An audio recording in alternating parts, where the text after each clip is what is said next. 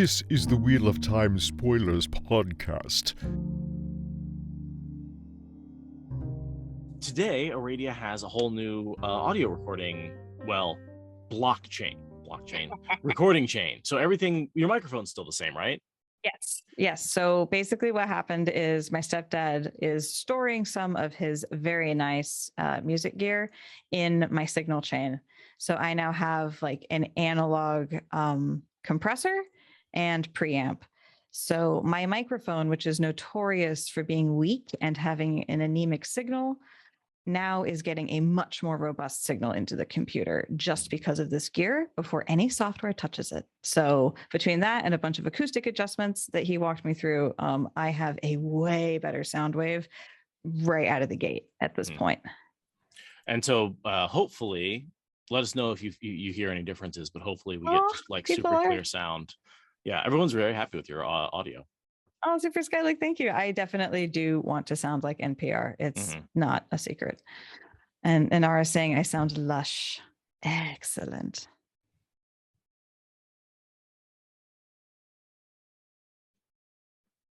Yeah, I try and do some of that balance in post, but it's not always perfect. When you're starting with an anemic signal, you do the best you can, but sometimes there's just parts of it that just there's not enough audio there to begin with to amplify. Yeah. So I'm really, really excited about having both of us on better quality mics. Yeah. Oh, GC Traveler says it sounds lovely. Oh, thank you so much, you guys. I'm really, really excited for this upgrade. And yeah, hopefully he doesn't want this gear back anytime soon. Yeah, I think I already had her drop her gain down a little bit, and I think it could drop just a slight bit more, just if you want to. But again, guys, the other thing that's going on here is that you're hearing her audio through Zoom, right? And Zoom is doing its own post-processing, so it will sound a little bit different to the audio recording than it does to the live recording people here. So it's what you're hearing live is actually not going to sound exactly like what's in the post-processing, but hopefully there's a better signal for both places. Yeah. Okay. Well, Alicia says that it sounds better and we'll continue to get feedback. So thank you very much, because this is the first time I'm taking it for a real spin since massively tearing my entire office apart in the name of new equipment yesterday. And I do have a light. I did get the light, but I can't figure out how the light is supposed to go on the stand. And my desk needs to have some modifications made to it before the stand will be able to fit on it. So that is still a work in progress. Hopefully I'll have it ready to go by the time the show episodes are what we're creating. You know what you need? You need like a something next to your desk that's freestanding to clamp things to. So you can clamp the boom mic arm to it and the light and everything else. And that will isolate your arm from like any sort of noises if you hit the desk or anything like that. Right. Well, the light needs to be like in front of me, right? And then the mic, I guess the mic can be in front of me. Yeah, my furniture setup is not ideal for what I need. So I gotta jury rig something. No, it's funny when you start thinking about recording, you realize like what you really want is a desk in the middle of a big room that you can put things around. Like putting your desk next to a wall kind of sucks because you want a background with like a green screen and you want lights in front of you, so you need stuff around the desk. Yeah. And then all of a sudden I'm going like, oh, I get why movies have studios, right? Like, yeah. Oh, nice. I like just get your order to hold the mic stand next to you. Yeah, that makes sense. Just have him be, the lamp. Order the mic holder. He could be my sexy lamp, literally. Nice. So probably by the time this comes out, I will be in Seattle. Probably actually right after this comes out, or before this comes out, I will be in Seattle for November 15th to see the first 2 episodes of The Wheel of Time. I hope I make it into the theater. I bought tickets, but the tickets are free and it's first come, first serve.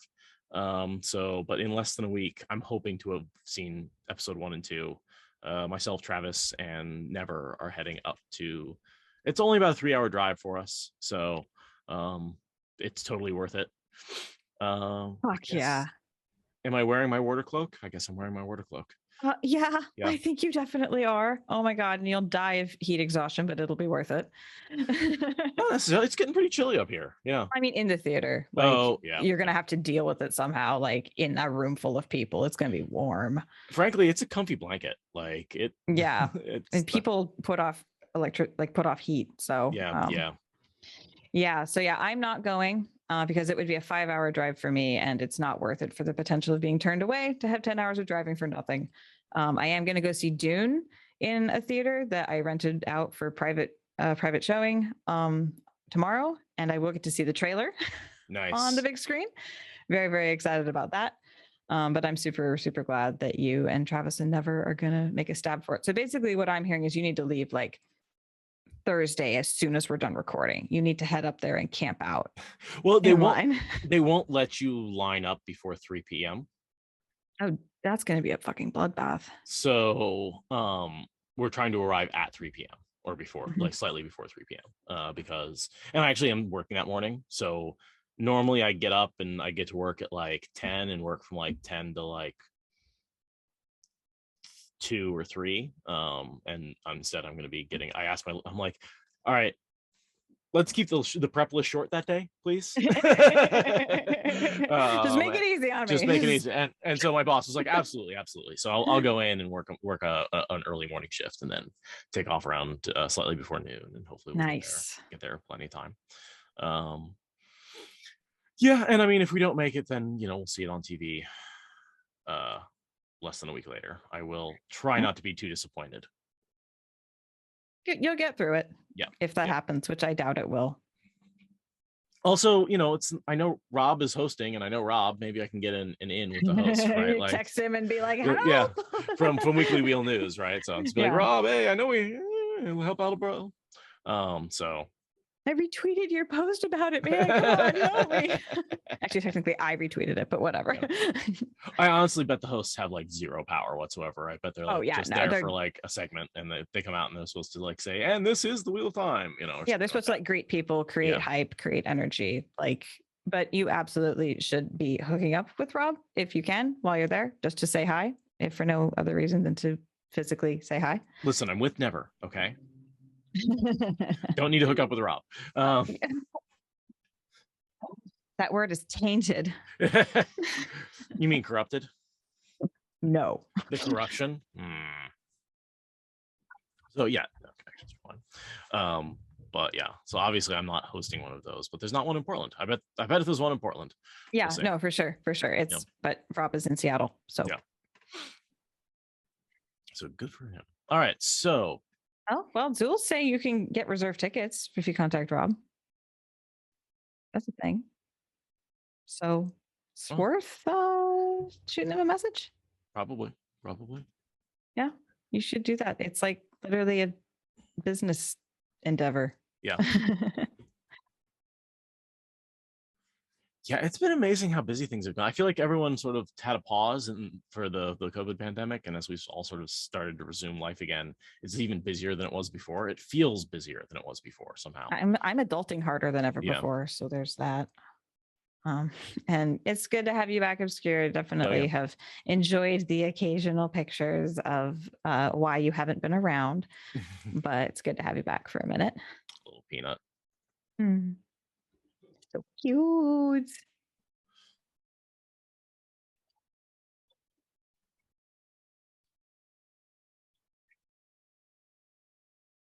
Well, are you ready to dig into Shido chapter?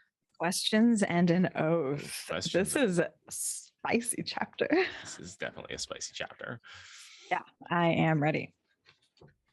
And I was thinking I should probably do the read-in because it's a female POV and there's a bunch of names that you will butcher. Good. I'm glad you're just making that decision for me. Thank you. It was in an episode like just a couple of times back that I edited where you were like, why do I do all the read-ins? Why don't you do more? And I'm like, because I'm not taking them from you. So this is me acting on that follow through. So yeah, there we go. I'm nodding. I remember hearing that part. And wait, I thought I edited that episode. I remember the conversation very distinctly. Yeah. It might have been one that I listened to that part as like a quality control thing, like elsewhere. I think, I did because I wanted to I don't remember why. I was QCing it and that happened to be the section that I popped onto. Anyway, this is a fun chapter. This is a fun chapter. This is one of those chapters that I actually remember a lot. Like this one made an impression on me. I think just how much they treat Galena poorly. Yeah. I've been binging Behind the Bastards, and I was reminded of multiple historical bastards who were absolutely terrible people reading through this, different ones from different times in What Happens to Galena. It's she's a bad person, but this is not good. And I also really think this chapter is to contrast. Remember how the girls were like, well, we don't know how to torture somebody. Yeah, I was thinking about do it. that too. Like this is very much well, we could dig into it with these wise ones when we start the read in, but they're torturing without any experience. And and it goes badly. And it goes badly. And our Supergirls decided not to do that because they're smarter. Yeah. I noticed that parallel as well. I enjoyed it very much. I was actually thinking of doing a fairly long read-in. Yeah, this one deserves myself all over that. Yep. Okay, cool. Chapter 11, Questions and an Oath. And our symbol is the Aiel spears and buckler. The air in the huge stable smelled of old hay and horse dung, and blood, and burned flesh. With all the doors closed, the air felt thick. 2 lanterns gave little light, and shadows filled most of the interior. In the long rows of stalls, horses whickered nervously. The man hanging by his wrists from a roof beam gave a low moan, then a ragged cough. His head fell down on his chest. He was a tall man, well-muscled, if rather the worse for wear. Abruptly, Savannah realized that his chest no longer moved. The gem-studded rings on her fingers glittered red and green as she gestured curtly to Rial. The flame-haired woman pushed the man's head up and thumbed back one eyelid, then pressed an ear to his chest, careless of the still smoldering splinters that peppered him. With the sound of disgust, she straightened. He is dead. We should have left this to the Maidens, Savannah, or the Black Eyes. I do not doubt we killed him by ignorance. Savannah's mouth tightened, and she shifted her shawl in a clatter of bracelets. They ran nearly to her elbows, a noticeable weight in gold and ivory and gems, yet she would have worn every one she owned if she could. None of the other women said anything. Putting prisoners to the question was not the work of wise ones, but Rial knew why they had to do this themselves. The lone survivor of 10 mounted men who thought they could defeat 20 maidens because they rode horses, the man had also been the first Shanshan captured in the 10 days since their arrival in this land. He would have lived if he had not fought the pain so hard, Rial, Somarin said finally, shaking her head. A strong man for a wetlander, but he could not accept pain. Still, he told us much.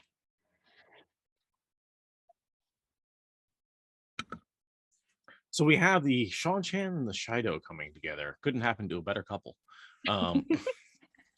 Really, like, and of course I do like the standard dig at horsemen that like they think they can defeat any force just because they're on horses. Mm-hmm. Yeah, even in the Shanshan, horsemen are the same. Doesn't matter what army you're in. Cavalrymen doesn't matter. Like they're just they think they're the hot shit. Yep. But this guy, they've clearly tortured him to death. They don't know what they're doing. They're doing it out in the middle of a stable in the middle of nowhere. I mean, of course you put a stable out in the middle of nowhere because like you need the horses need room to run. I didn't really understand why it's so significant that this is in the middle of nowhere. I think it's just like it's for good pasture. Mm-hmm. It's to be able to just have them be away from I don't know. I'm assuming that someone who's more into horses could elucidate us on why this is a good idea, but I'm guessing that it's like a place where like fancy horses go to have fancy horse pasture and like, you know, marble stalls, like that picture I've used for my background a couple of times. It's that was my best guess. And so where are they? They are, I'm trying to locate them in the world? Yeah, I wasn't sure, but they are Because west of Galena, right? Okay, or in the west of Galena, because they choose to head east, and the next we see them, they're kidnapping Fael. that makes sense. Okay, so but they're basically up against the mountains that are on the border of Galena, you think? Yeah, the mountains are kind of to the north of them, according to the direction that Sarava wants to go. And Bambi in chat is saying that Giladon is the correct answer according to the Tarvalin library. Yeah. So yeah, they're south of the mountains and west of Perrin in Giladon. That makes sense. And this is just sort of some lord's manor in a sort of major village, just like some rural estate that they just swarmed over and took over and took everyone and took all the stuff and are now using the buildings like, like Vikings running around in old Roman ruins or something like that, or in an English monastery. Isn't this basically the era that Grendal's hanging out in? Like she's maybe, in Era Doman, but like in that same sort of like geographical area where they sort of come together. Let me go to my map up here.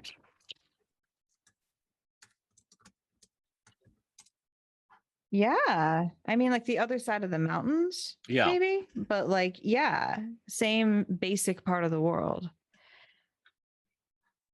and it's there's sort of just this lawless center, right? That it's too far away from Andor and too far away from the coast, and there's these mountains that sort of separate everybody from everything else, and there's just this lawless center, where I think some of our bad guys are like, "Ooh, this is," and it's protected, right? And traditionally, you have to get through everywhere else. That's why it's such these green, fat lands, because like you got to go through the borderlands, or the Aiel didn't get all the way there in the Aiel War.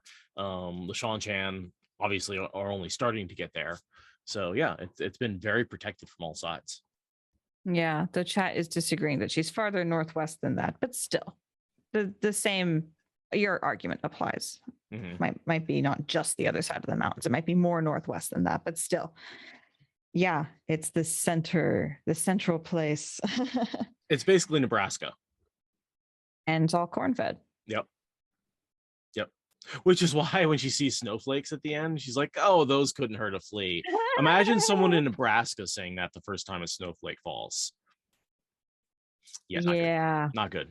Not gonna go well. Nope.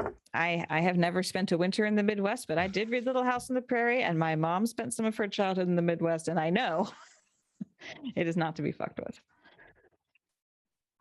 My favorite story about being in the Midwest is that on my move to Portland, and I don't know if I've told the story before, but I drove through Nebraska and stopped at a campsite, and it was sort of early spring, late winter, super late winter, right? But like really early spring.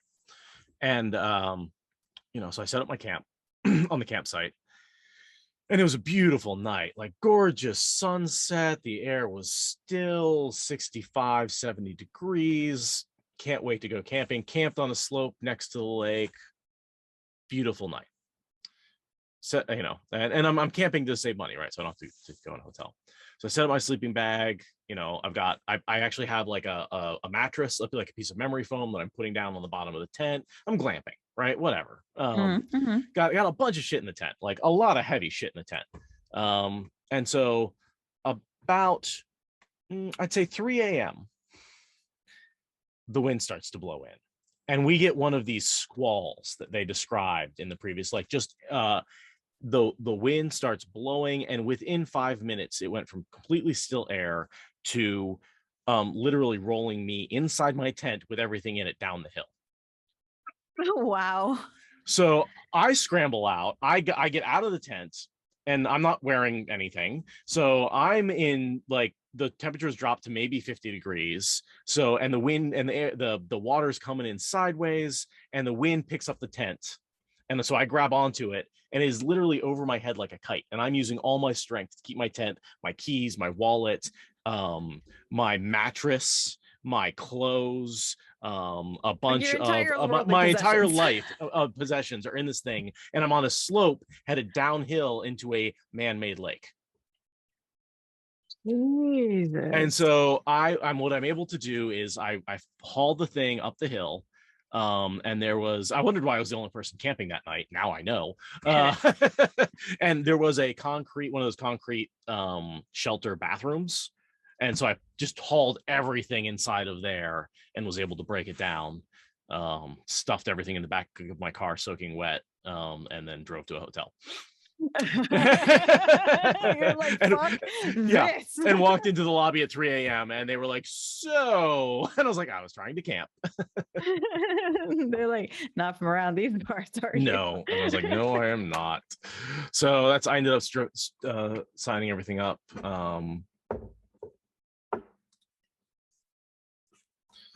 Sorry. So I just ended up hanging everything up in the room from wall to wall and turn the heaters on blast. And that was the only night that I slept in a hotel on my trip across the country. The other nights I can't. But that's intense. Yeah, and that ruined the mattress foam thing that was in the bottom of it too. So and a few other things I just had to get tossed because that was bad.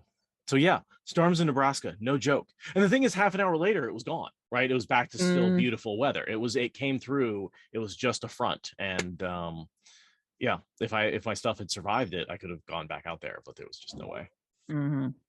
Yeah, a bubble of evil, except that it's perfectly predictable and normal. Listening to the wind. Remember, the wind listens to you. I was hunting down videos today because I've been falling behind on all my teaser clips and stuff, and I was sort of hunting down a bunch, and the wind listens to you. Chills. Yeah. Okay, we should attempt to move into the chapter. Totally. So, the torturing of Sean Chan. Do you have anything in particular to say about any of these wise ones that Savannah is talking to? Anything that sticks out as a group? There's just a lot of pettiness. Yeah. And the thing that really struck me going through all of this was how both small-minded and petty Savannah is, but also incredibly manipulative. And her paranoia and the fact that her brain is on overdrive, but playing these really petty political games with the wise ones. And they're all not quite on her level for being super manipulative, but they're all trying. And so just the whole thing is very petty, and there's infighting and there's competition and gaudiness and ostentatiousness. And there's all this weird flexing. Like, that's what I'm getting from it. But she reminds me of like many different dictators that I've been binge listening to on other podcasts. Like, she's a really scary person. She forces people to compete for her favor rather than for what's best for the clan. And it's really not okay. And yeah, like the legend saying, she's very much like Elida, but somehow more effective. And I think that has to do with the fact that Giotto is less entirely constructed by Ishamael and the Black Aja, whereas the White Tower is, riddled with Black Aja. Well, I would say also Elida actively has Black Aja undermining her, right? Repeated, like all the things that she's forced to do by her keeper. Right. Whereas Tharafa is an honest competitor for honest political power. Like, Tharafa's a horrible, terrible person, but she's not Black Aja. We never get any idea that she's, a dark friend. That's not her gig. She believes in tradition, right? Like the rule of the stick and going back to the old ways. And she doesn't like any of this newfangled stuff that's going on. No, she's a hardline conservative kind of person, I think, and also kind of definitely a super sadist. Yes. She reminds me a lot of Semirog. There's stuff about her that is very Semirog-y. Whereas I would say I don't think she enjoys the pain. I think for her, it's just the most effective way to control somebody. I think she enjoys the control. Yes.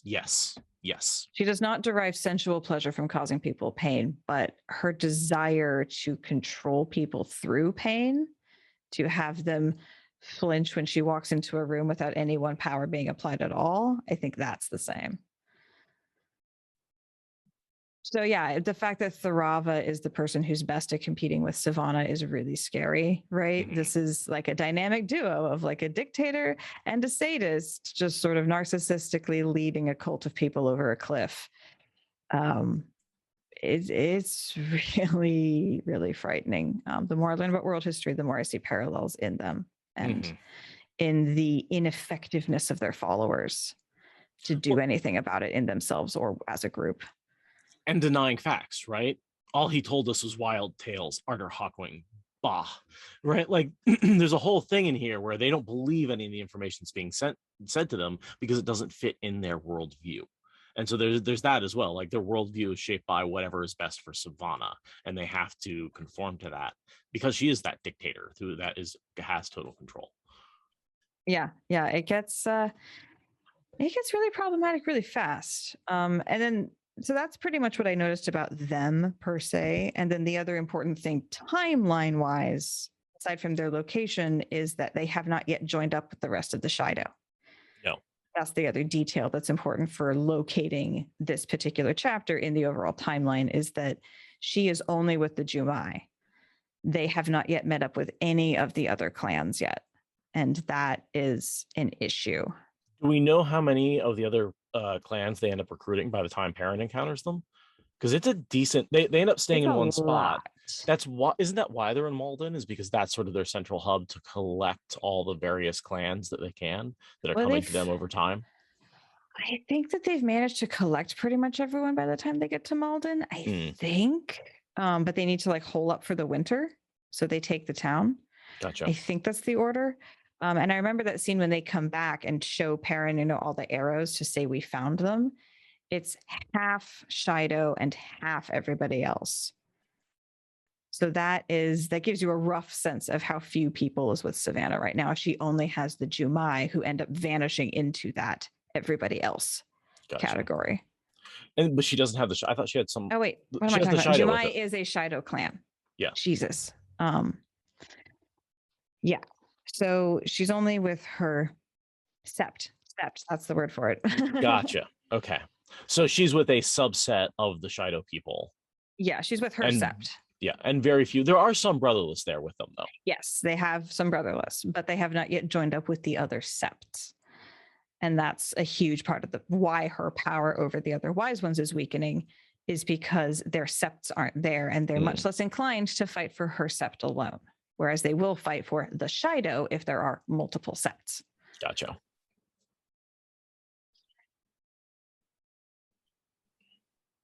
Yeah, you have your sept around you, Savannah, but where's my sept? Your wetlander friend, Kadar, and his tame Aes Sedai sent us through his holes in the air to die. Where are the rest of the Shido? And that's undercutting a lot of her power, right? At this point. So much. Yeah. She's sort of thinking about like, how do I control these people? She's been bludgeoning them, and she uses tries a bunch of different spurs to get these women to follow her again. She calls back to all the same basically race baiting, and that's not the right way to say it, but like it's not kind of, it's very colonialism. It's got a lot of Manifest Destiny sort of vibes. but also, yeah, it's like I know he was lying, but I had to take the risk because otherwise we would have just been hunted by more powerful. That plan. Yeah, the whole I meant to do that. Yeah, that's not Manifest Destiny. That's a little bit later. This is her like cat falling off a shelf and then being like, yeah, I meant to do that. That's definitely a lot of that. But that's, again, another aspect of dictators is like things can't go wrong. That's just how they meant to do them the whole time, right? Like something I hate to say his name, but something we bring up a lot I saw with Trump is like he'd never correct himself when he made a verbal mistake. He'd always say blah and blah. He'd never say, oh, I made a mistake. You can't admit mistakes. And that's sort of where Savannah is, because any mistake would undermine her authority. And that's why that we have a cool cult, because we will correct ourselves. Oh, I just edited the podcast to make it sound like we never make a mistake in the first place. Oh, was I supposed to be doing that? Yes. Isn't that the point of editing? Yeah, no, it's a part of it is to make yourself smaller, smarter. More concise. Yeah. There's this interesting line where she thinks repeatedly about the killing of Desane and one power as a weapon and all this stuff with the wise ones. But there's this line here that she could not channel herself seldom occurred to her now. Soon that lack would be remedied. Is she talking about Galena and the Oath Rod? Or the wise ones in the Oath Rod? Is this an Oath Rod inspired? Okay. Because she said repeatedly, like, what I want is an Aes Sedai under my complete, absolute control, broken to do whatever I say, so that way I don't have to rely on my equals. I don't have to convince another wise one to channel for me. I just want a guy shine. Because remember, she said that's why she put Galena in black. She wanted her broken. And whereas Tharava just wanted her in white as a serpent. Right. Tharava wants to break her through more conventional means. Am I reversing those two? No, you got it right. Okay. Savannah wanted her in black, and well, shit, now you've got me questioning.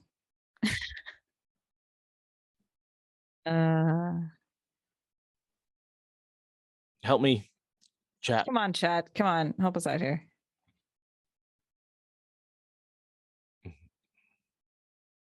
In the meantime, Lillian, Adam won't work with non-channelers on the bad end. That's canonically not a thing that would work.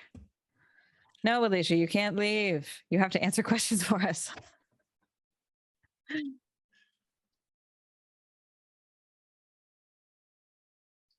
Okay, I'm sorry, MK, that we are falling down on our job.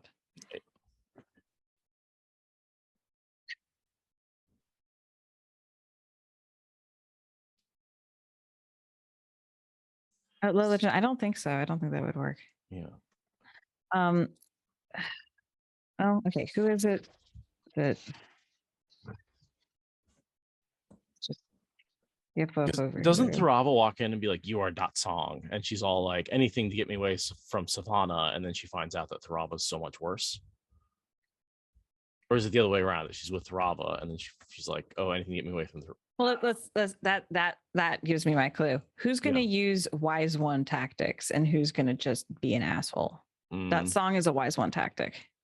That's a wise one move. Yeah. So that's got to be Tharava. Yeah. So I think Savannah wanted to keep her as Guy Shine, and Tharava walked in and was like, "Nope, you're .song." Yeah. And this is Savannah having the Oath Rod. She's like, now I can get her back into Guy Shine status where I can use her properly. Gotcha. And make sure that she's broken. Yeah, because Tharava was like, "No, I want to break her," and that's what Tharava. She's like, "Screw the Oath Rod. I just want to break her. Like, I'll make her crawl no matter what, Oath Rod or not." Yeah. And that's true. That's what works, because she keeps fighting against the Oath Rod until she's finally given to Tharava, and that's what breaks her in the end. Even though the Oath Rod's still in place, that's the tool, but it really is Tharava's cruelty that finally breaks her mind. Yeah, and she really, when she gets retaken by Tharava at the end, she breaks when she hears Tharava's voice, not when Tharava changes what the oaths are. Right. Like, that's telling. I love here Savannah. She's alone with these women, and all she can think about is how they killed. Yeah, she keeps thinking about how they killed Desane. And I'm just like, yeah, you created those monsters, and now you're alone with them in the room. That's your fault. Yeah, like that sounds like you kind of brought it on yourself. A little bit. But she's such a fucking, like, I hesitate to say badass because I usually reserve that for good people, but she is such a badass that she's able to just turn her back on them and walk away and not look over her shoulder. And I'm like, her iron will is not to be questioned. Like, she is insanely brave and charismatic and strong. I mean, she's a good cult leader, dictator. She's very good at her job, if that is her job, which she clearly thinks it is. It's really scary that Galena wonders at it constantly throughout her whole POV. Like, where does she get the nerve as a non-channeler? And it's like, something's broken in her brain. She has no risk assessment issues with Aes Sedai. Or with channelers. She just takes them on, and it's wild to watch.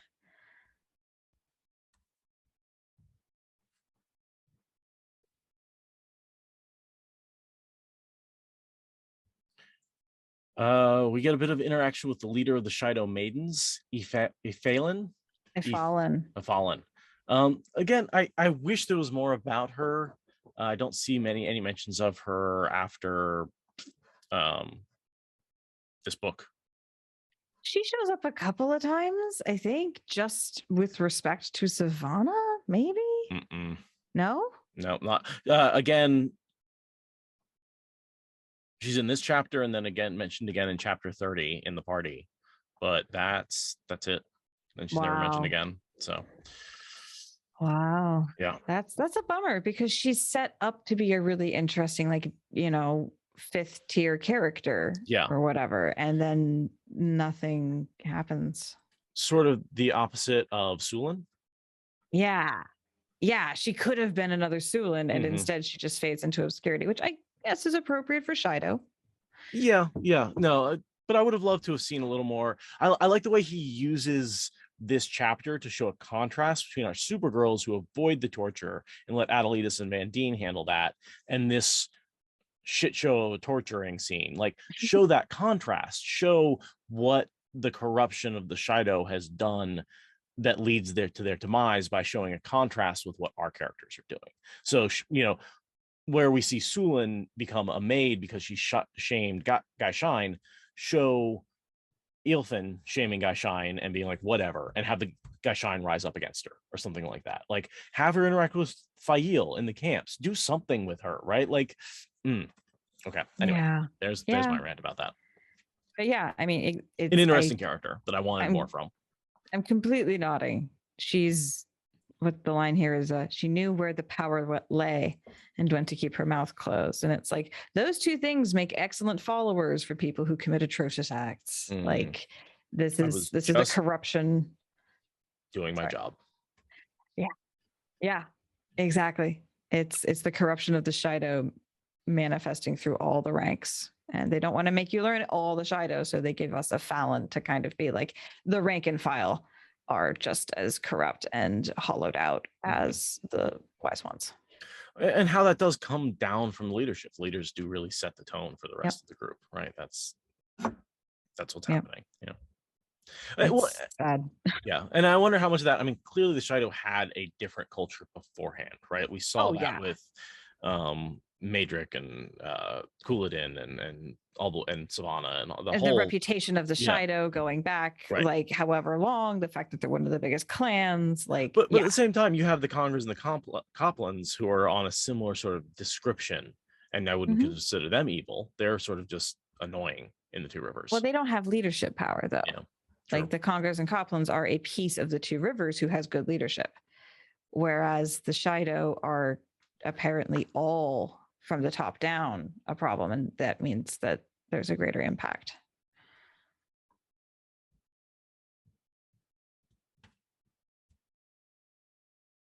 Yeah, Savannah's very paranoid.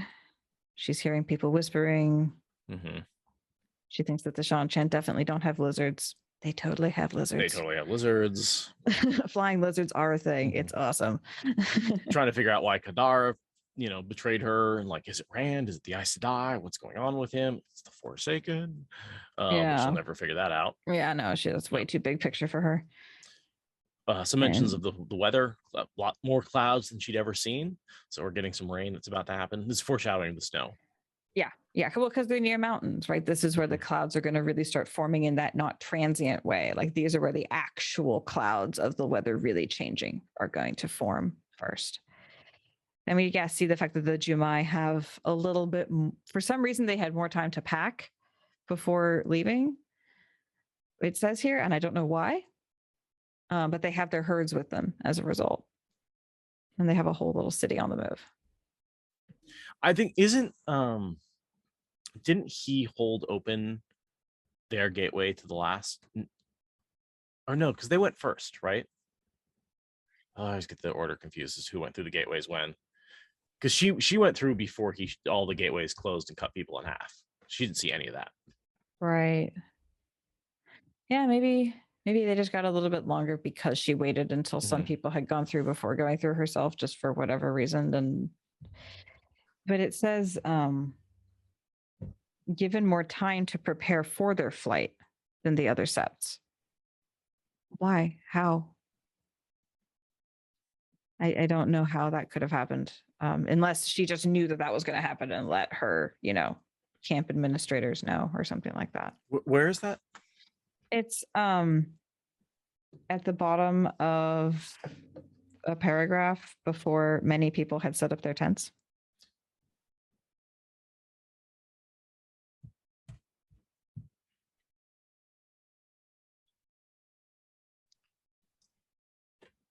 It's shortly after. She had never seen so many clouds in her life. It's the bottom of that paragraph.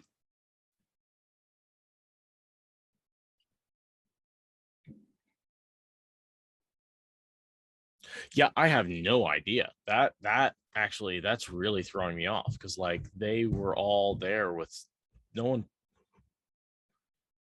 unless Savannah like warned them ahead of time, because that's her clan, and she was like, that's the best I can think. Yeah, is that she's like, I know we're going to be using magical means to get out of here today, so I'm going to let the appropriate people in the camp know. That's the only thing that makes sense. Only thing, yeah. And it's super fucking bitchy and petty of her. Right. To not tell everyone else, to favor her own clan on something so simple. It would have cost her nothing to tell everyone else to prepare to get ready. Because her clan got all the flocks. Yeah. She's so infuriating. Yeah. So she talks a lot about the town that they're in. Lots of tall, wooden, colorful buildings. Because they have so much wood. They have wood. They have trees. That's Pacific Northwesters. Relatable. Yeah. Yes. They're like, yes, that is correct. trees. You can build anything you want when you have trees. And this one's father had called himself Lord of this palace and blustered that she and her people would be hunted down by children of all things. I assume he means the White Cloaks. Oh, I never got that. I thought he meant his own kids, and I didn't see why she would think that was hilarious, but the children of the light. The children of the light, I think, is what he was saying. Yeah. He's like, the children will get you. And she's like, but that literally bullshit. Right. So I'm not afraid of children. What's the problem? Yeah. She just has totally ignorant of the White Cloaks and the name the children of the light. Yeah, oh, I love it. I love the unreliable narrator. Even when it's on the nose, sometimes you can fucking miss it. Oh God, that's great.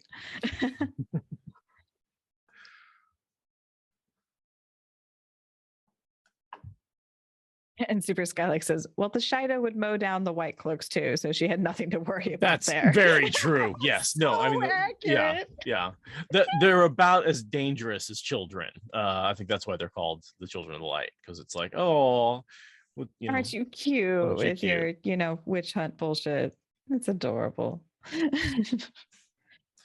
What was it? Would you rather fight 100-foot zealot or 100 white cloak children? Something about, never mind. Chicken every day or an orangutan with a sword once a year. Exactly. Yes, obscure.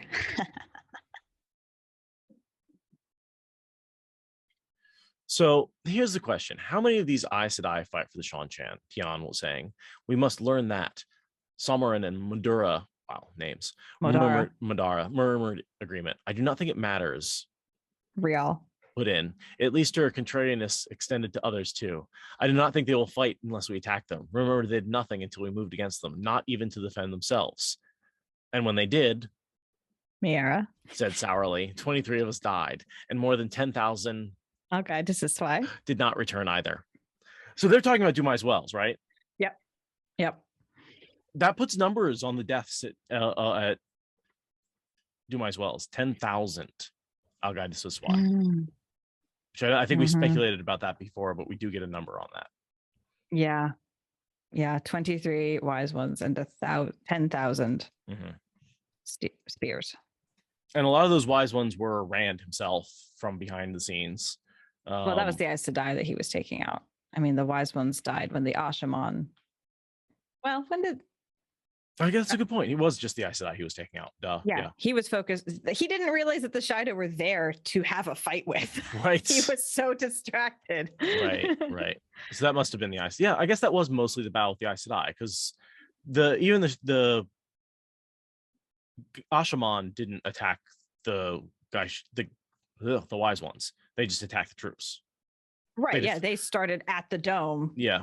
At the ring of trees, and they worked out from there. Right. Okay. Yeah. So I think she's totally right. We didn't, until we attacked the Aes Sedai, they didn't attack us. The Aes Sedai.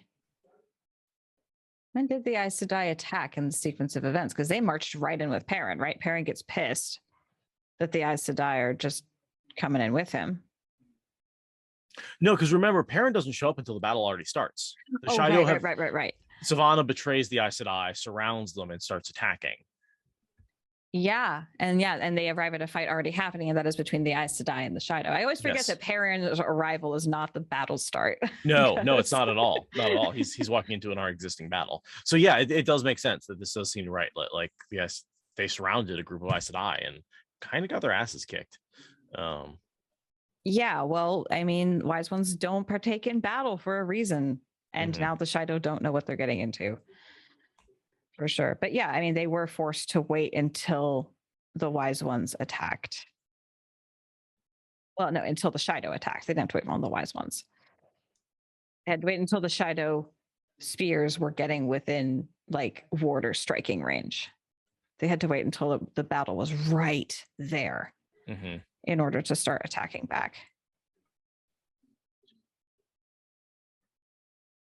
Yeah, Jedi Pants, that's with Perrin. I made that mistake too. So after all this sort of internal bickering, one of the brotherless shows up and asks for judgment, which immediately has the women presenting a unified front against him. Yeah. I don't entirely understand the issue and what judgment he's asking for here.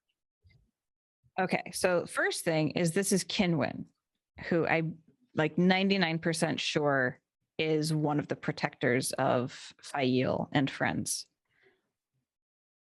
Pretty sure he's the one that takes care of Arella? No, Lucille. Pretty sure. Yes. So Roland, Jordan, and Cahun rescue Fael and the others. When Perrin sees Roland leading Fael, he attacks Roland and kills him with his hammer. Fael and Lucille stab Cahun and Jordan in the back. Yeah, so I'm pretty sure that this is the one where Lucille's really broken up over it because they had a real relationship developing in all of that. So that's the first thing to note about this guy, is that we're going to see him again, and his death will matter to one of our very, very low tier characters. But yeah, he's one of the brothers. So we can see from the beginning that they're not happy with the Shido. There's a reason they end up thinking about rebelling against them. I think it would have been one option for Fael and her crew to get out of there if Perrin hadn't shown up. Yeah. And the issue that they're bringing here is exactly that. This is why the brotherless are not sitting well with the Shido, is because it's basically something to do with taking the spoils of battle and the relative populations. Like, well, if all of you get a vote, then you have, or if all of you get a stake, then you're going to take most of the stuff. That's how I've always interpreted this particular issue.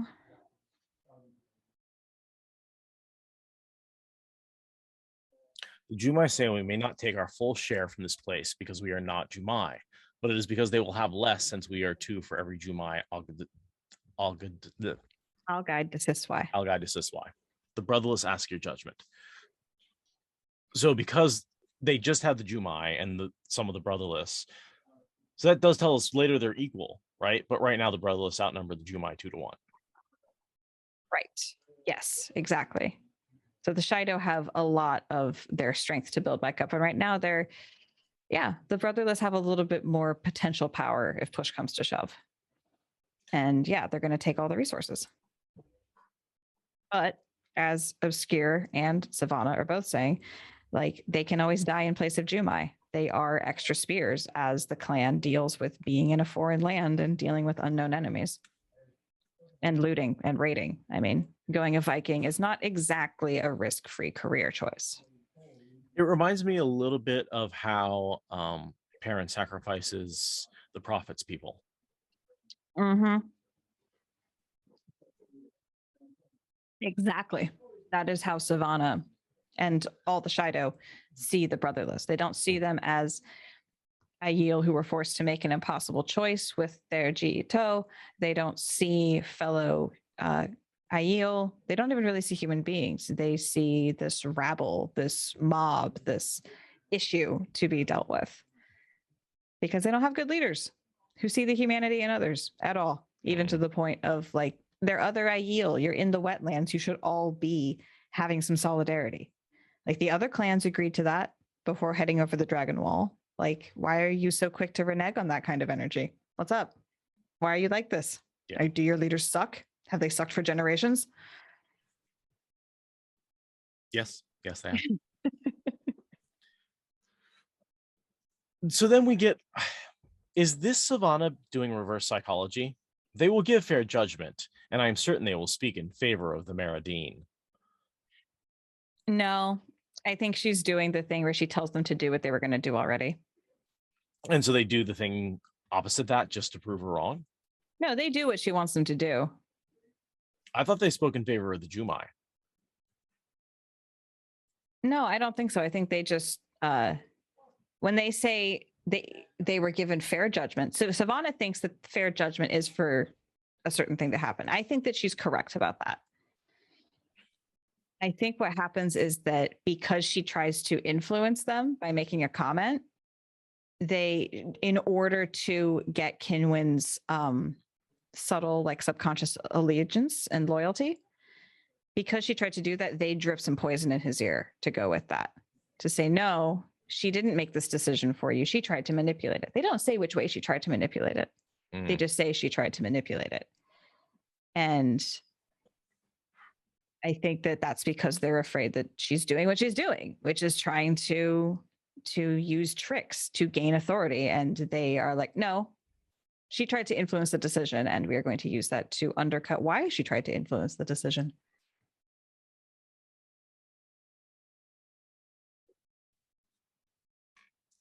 But what she wants to be seen as someone who is influencing the decision in favor of the brotherless. Yes. So that they have support for her.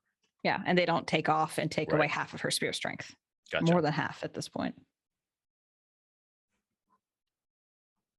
Because like she's got animals, she's got children, like they need defenders. They need people who will stand at the front lines. So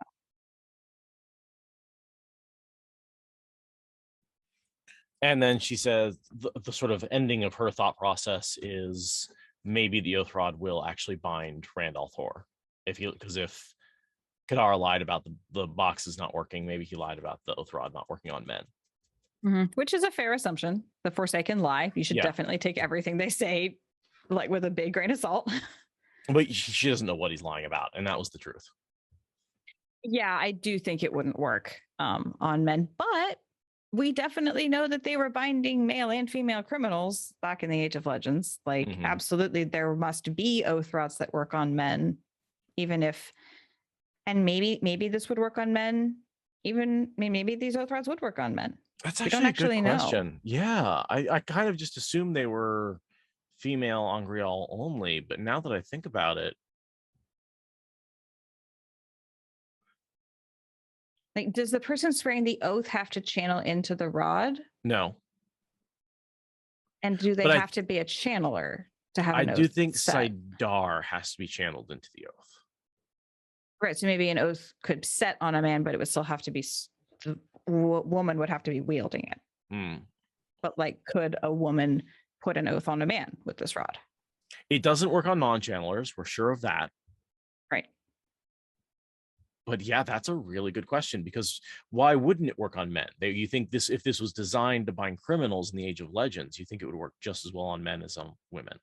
It seems like that would make more sense than Yeah. making one specifically for men or women. It would make sense to have one that could apply to either, but maybe it takes, man or woman to control it. And maybe a man couldn't pick this one up and wield it to dispense an oath. I could see that. But I don't know of any specific evidence. And we know that we know specifically that the collars that the Shanchan create, the Adom, would not work on a man.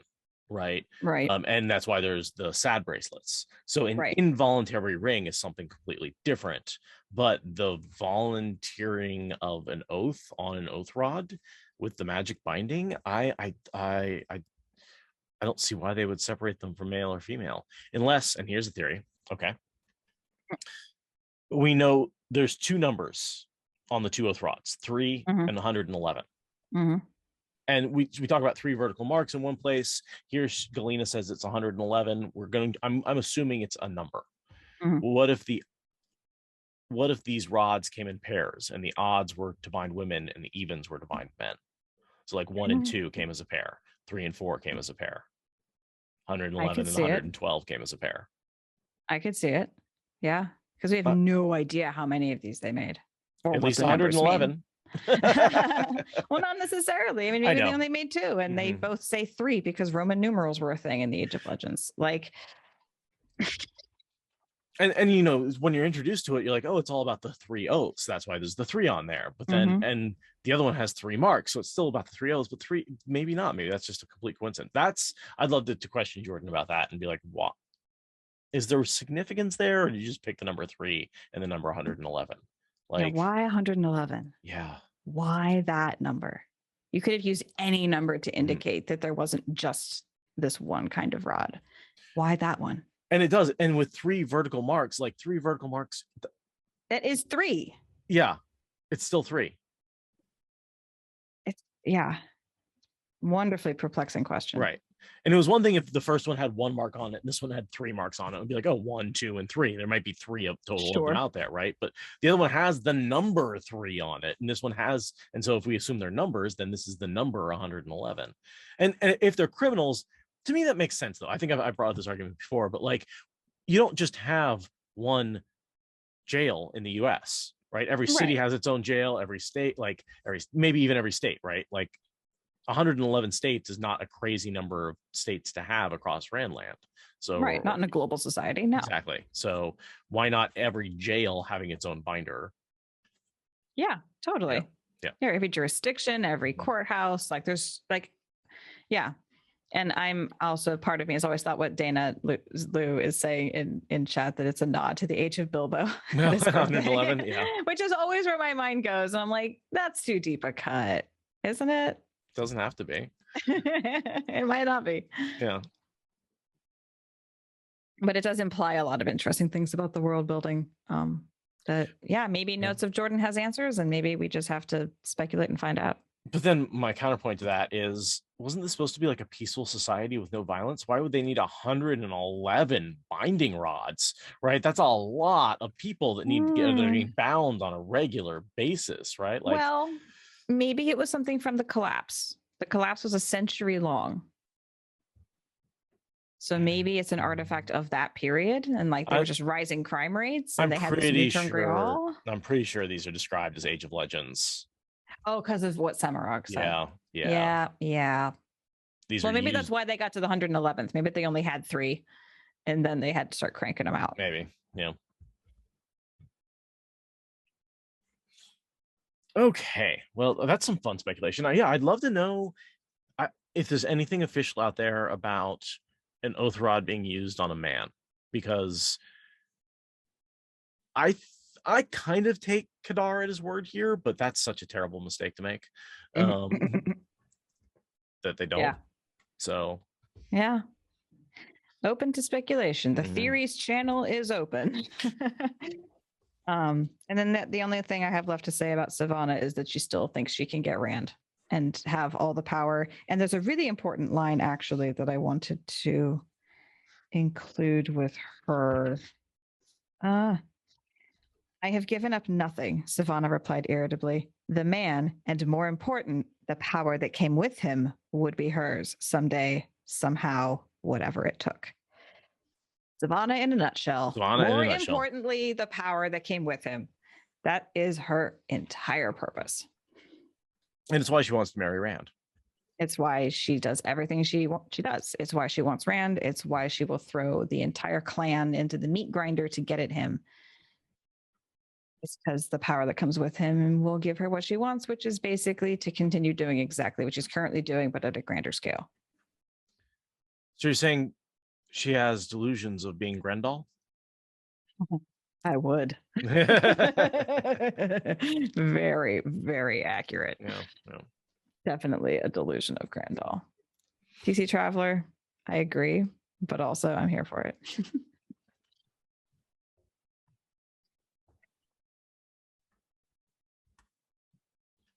So, there's a note from Jedi Pants via Tarvalon Library. At least 2 have survived the breaking. The oath rod in the tower with the numerical 3 carved on one end, and 1 in Thurava's possession with the numeral 111. Maybe it's just a miscommunication. Maybe they both say 3. Yeah, maybe it's just, yeah, who knows? And again, it doesn't add any information. According to Samael, these 2 only work on female chambers. Yeah, it's again, just headcanon away. Do you trust Samael? Do you think he's lying? Because he was lying a lot to Savannah during that conversation. Like, we know he was lying. So it's very hard to take his word on anything that was said. And he's not someone who will tell the truth for fun. He will lie because that's what he was doing already. Like, he's not, yeah. And he had reason to tell her that, right? Because he didn't want her to try and use it on him and capture him. He wanted her dependent on him. Like, there's reasons for him to lie about that. However, I am of the opinion, my headcanon is they only work on women. Yeah. I think I'm falling down on headcanon. They work on women and men. Okay. Yeah, that's entirely fair. But I like that argument. It's the evidence, I think, supports your headcanon, but I don't like it. I don't like how easy it is. I feel like somebody would have used it on the Black Tower or on someone. Yeah. I feel like it would have been a plot point. The Forsaken would have tried to use that on somebody because it is just way too convenient. Yeah. I mean, there's a lot of speculation that could go in anyways. Or maybe it's just that it was lost information. But yeah, no, but the Forsaken would have known, so they wouldn't have lost it. So yeah, it's either a property they didn't know about, which seems unlikely because they engineered them, or it's not a thing. Yeah. So yeah, I think your argument's probably more supported by the canonical information. And Little Jen saying she always thought 3 was the number of oaths they could swear, but we do see people swear a 4th oath, right? Yeah. So, yep. The 4th oath to obey from the group that's hunting the Black Aja, right? So yeah, Elida speculates about making one. Yeah, it's a thing, and I feel like there's a thought from Galena where she says that everyone thinks that the number 3 is for the 3 oaths. Even within the White Tower, they don't actually know what the number means or what that's connected to, but it works for the 3 oaths, so nobody has really questioned it too hard. I wonder if the reason there are 3 oaths is just an arbitrary coincidence that the oath rod they picked up happened to have the number 3 on it. Right. And that, it totally could be. And they're like, Isaac Asimov's 3 Laws of Robotics sounds like a good model. I hear that book survived the breaking. Yeah. They're not exactly the same, but yeah, there's some. There's a bit of overlap. But not the same, because artificial intelligence isn't the same thing as universe-shaking power in a human mind. It's just they're fundamentally different landscapes. Although the make no weapon to hurt a man is definitely sort of like hurt no people. Yeah, the first law. For sure. Yeah, because 3 is a good number, and morality tends to boil down to a couple of pretty basic tenets. I mean, rule of 3, right? Like that. It's in comedy, it's in magic, it's in like every cis magic system I have has like 3 somewhere in it. Well, it's probably because they're all deriving from the same like source material, but yeah, it's a number that shows up a lot. Also, like, we live in a 3-dimensional universe, right? 3 points create the most stable structure. Triangles are Awesome. Awesome. Like And useful. anything you draw on a computer in three-dimensional space is drawn with triangles. Yeah. Yep. Like, yeah. And it's amazing how universal triangles are in terms of our world and universality. Yeah, it's really, really true. So yeah. Are we ready to switch to Galena? Yes. Okay, well, then I want a quick break. I was gonna say, well, I think I'm also slightly tortured with something in a bag, but it just happens to be my bladder rather than Galena. But yeah, I'm gonna go ahead and take a quick bathroom break, and then we will get into the dark friendesty of dark friends. Yes, shortly. It's just I was talking to my grandma today, and Also, everything. Sorry. Go ahead. It's just this is the final 10 days before the show. This is the last time we have to live in a world without the show. And it looks good. I'm like, I wish someone would just fucking say that. Like, it looks really good. Like, it looks so good. Yeah. Like I don't know how else to put it. Like, I can go into detail. I can go into what I think, but I think they are doing the right thing. They are recreating the feel of the books without recreating all the details of the books. Things are giving me chills. The special effects are there. The characters are there. The actors are there. The runtime is there. The enthusiasm from non-readers. Yeah. Oh my God. Yeah. People I've shown the preview to who, I've taught their ears off about the books, and I show them this preview, and they're like, "Oh yeah, that looks fun. I could definitely watch that. That looks really good." Like, people are actually excited about this. I'm so stoked. Everything I've seen just makes me more and more excited.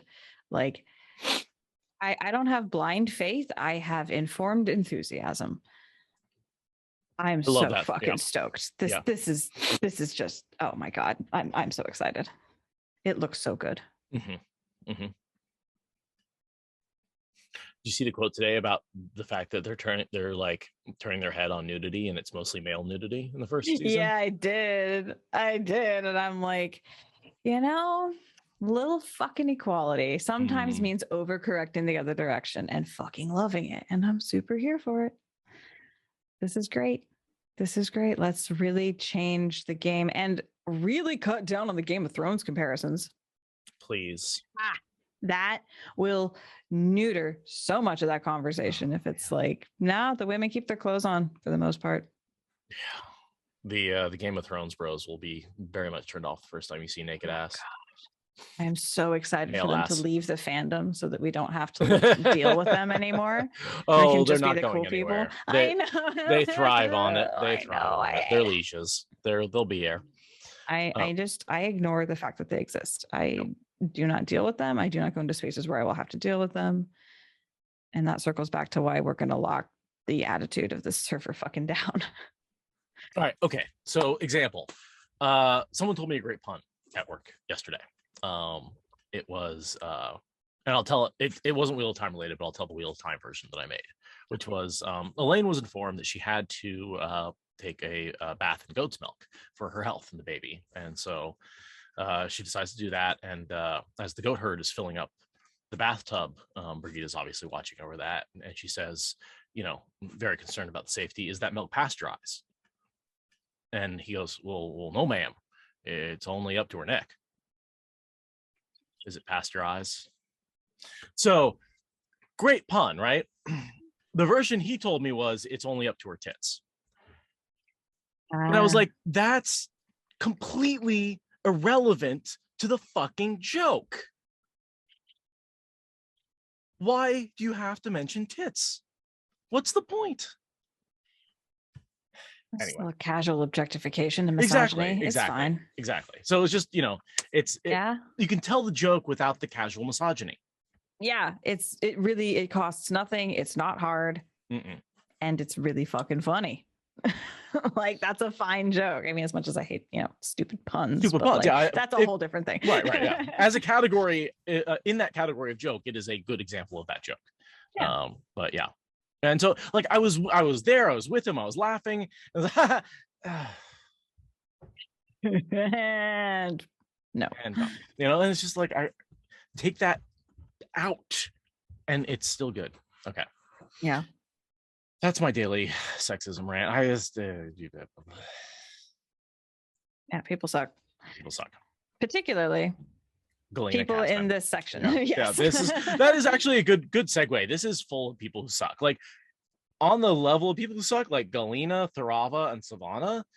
How do you even rank them on who's worse? It's a suck fest. Yeah. Not in a fun way. Galena's probably the worst person in this situation, if only because she's Black Aja and has clearly like actively killed and tortured lots and lots and lots of people. On the other She's on hand, the Supreme Council of the Black Aja. Like right. she's like not just following orders complicit. She's driving things in charge of what the Black Aja does. She's the worst. She has had the greatest impact, and the most amount of like human suffering has come about because of her. Yeah. So Galena and Savannah and Tharava are doing their best to catch up with this, explosion with the Shido. They're trying really hard to catch up, but they have a ways to go, I think. So in terms of personality, I think Tharava might be a worse person. Yeah. But in terms of effectiveness, I believe Galena has caused far more suffering overall. And as an expression of how human beings can be the worst, even without magic, Savannah. Yes. Much like Elida, she's the most relatable of the baddies, and that makes her the scariest. But yes, they each get their own separate category. You really can't rank them truly because they're all leaders in their own fields. And so we come on Galena being tortured in a very awful way. Yeah. And this is so behind me is a paper bag in which is being cooked bacon and eggs over a open fire. Apparently that's possible. That's a really terrible idea. And I think it's a really picture. bad idea. Yeah. But I love the idea of Galena being the bacon and eggs cooked slowly in a leather sack. Yeah. I went for having just a beautiful picture of a nice bed of coals, nice and close up, glowing, hot, sizzling, very hellscapey. This is the sensation underneath her. And it's not good. It's very hot. It's a very hot fire. And you must have to be relatively careful to not cause severe burns on the person and just heat them up. You think there's like a distance that they do? Because like that's how you cook food. Well, she's not in water. Right. But yeah, I would think that there would probably be a distance at which that would stop being a long torture and start being a fast route to death. And so I wonder if it's just, do they put it under there for a minute or two to heat her up and then pull it out? Or is it like just a really low? Anyway, I was thinking about the mechanics of like. I was thinking about this too, and I was also perplexed at how this was not a way of killing someone very slowly. Yeah. But yeah, maybe it's just that it actually hasn't been that long, and it's just because we're in her POV and time has completely slowed down because of the experience that she's in.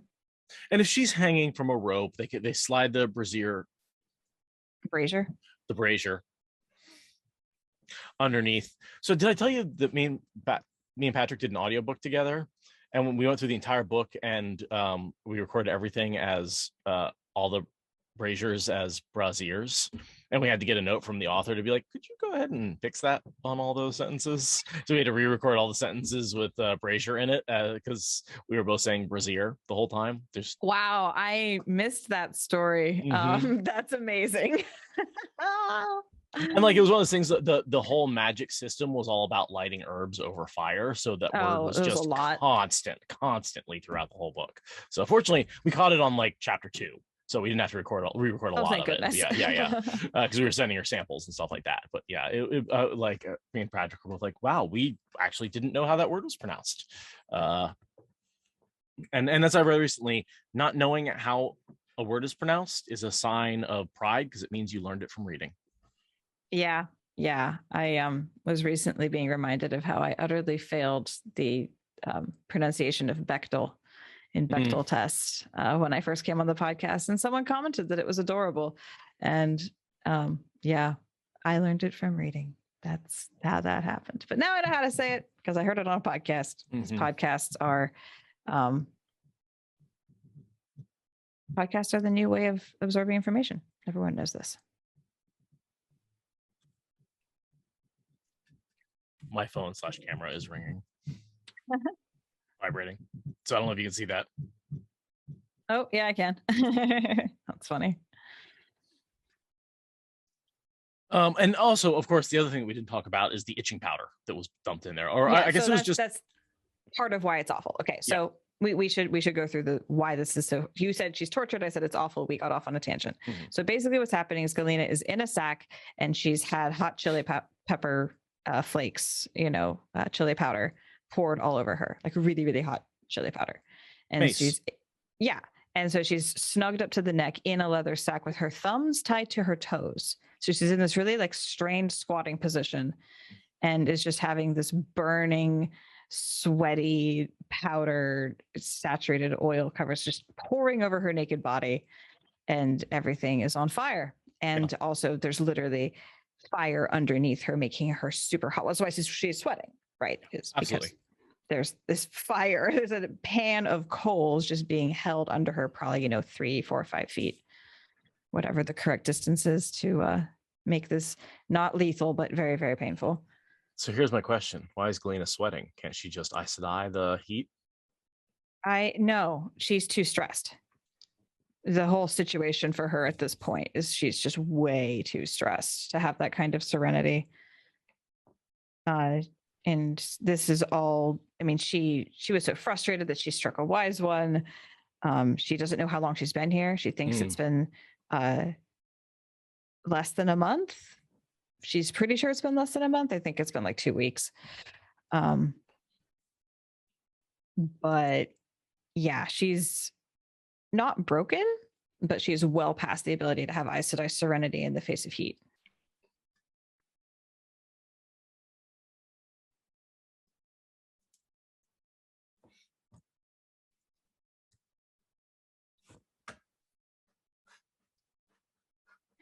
And she thinks very violent thoughts about the wise ones throughout the chapter, starting here about just killing everyone and making the streets run with blood. It's just kind of a thing with her because she's Black Aja and it has to be kind of cartoonishly evil in this moment of desperation.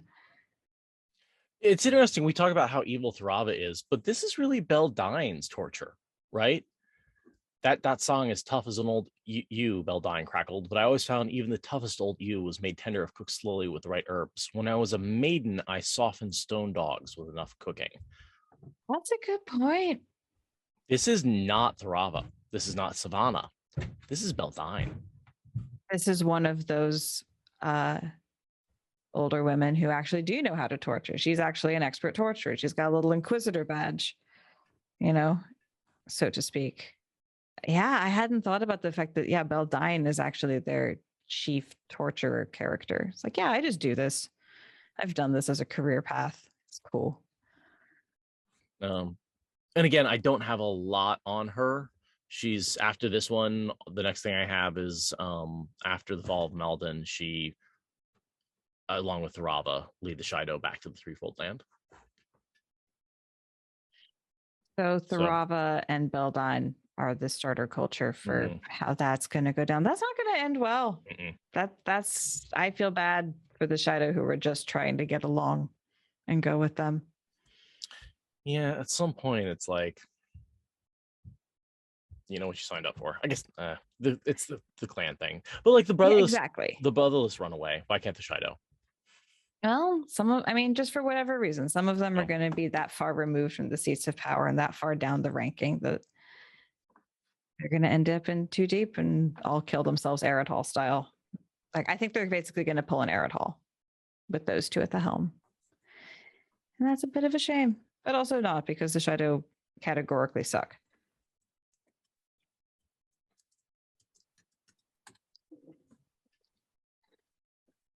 Oh, and good. Galena decides she's going to cook Belind in revenge because we need rage vendetta imagery here.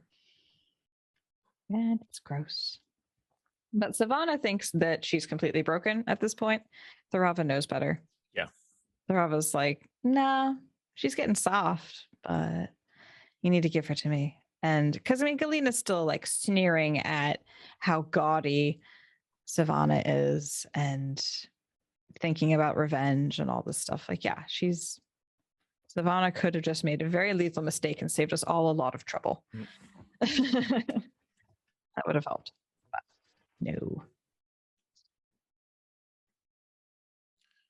Because she does swear. She's, I will obey you, I swear it. And she's like, yeah, she's willing to do that until that gives her the opening she needs. You're not broken if you're still thinking about that. Mm-hmm. Yep. And she hesitates when the oath rod gets brought into it. Yeah. Right. Savannah thinks she's going to be ready to swear on the oath rod, and she isn't until Tharava gives her that other threat, and then her priorities change. But it's Tharava showing up that pushes her over the edge. Mm-hmm. It's Tharava wanting her that desperately that forces her to do so much to escape her specifically. She is very motivating just by, I mean, again, like Semirog, promise of pain. Tharava has this promise of pain where you'll do whatever you can just when she wants you. She doesn't even have you yet, but that's enough to make you like completely change your priorities from 30 seconds ago. Yeah. And she does. She takes them very seriously. Tharava and Somera were stronger than any woman in the tower, and any of them could have been Aes Sedai easily. I mean, that changes her mind. I think the fact that Tharava is that powerful. That does influence her deference and her fear, both. Because that's their culture. The culture of the White Tower is you obey someone who's stronger. Also, the Tower of the Black Odd, well, not necessarily the Black Oddjob, but certainly the Forsaken, right? That one's always one of the reasons that it seems weird that you have like a beggar who's higher than an Aes Sedai, because like just the raw inherent power of being Aes Sedai. But there's some stuff going on that we don't know about, and it's probably dark powers that we don't know about. That like, I mean, I don't know, but yeah, it's also, you know, a basic animal dominance thing. Whoever's bigger than you is likely to intimidate you to a certain extent, like unless you have very strong cultural foundations that say otherwise, which she doesn't.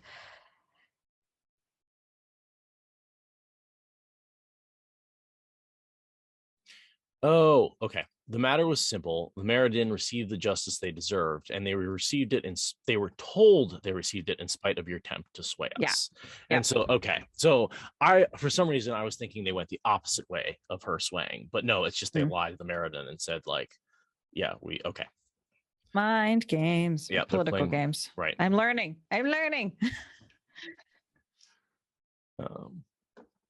But yeah, I love how the Tharava shows up, and then her and Savannah both look at their respective guards and nod, and they all bail. All the maidens are like, we're fucking out of here. Like, wise ones are about to have a very serious showdown. We are skedaddling. Because this is a very important power struggle that's happening here. The matter of what to do with leadership and with the Aes Sedai are both two very, very politically important decisions for them to sort out. Not that they're really going to have any influence over it. I mean, they pretty much just go to ground and then get wiped out. Yeah, but they don't know that. Yeah. Yeah, if you want a broken Savannah, let me have her. When I am done, she will obey without the need for your friend Kadar's toy. I believe her. Yeah, no, I absolutely believe her. And that's essentially what happens, right? That is, she uses the toy to help break her, but it's really the personality that does it. Yep. Galena hears about traveling boxes and wants them, even though, again, they don't work. Yeah. It's just, that was just Kadar channeling gateways and then tying them off and letting them fade just randomly. bits of stone. Yep. Totally meaningless. Not to Angriel.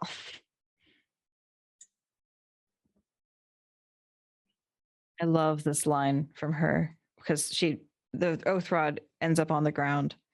Galena throws herself at it. Tharava traps her hands under her foot.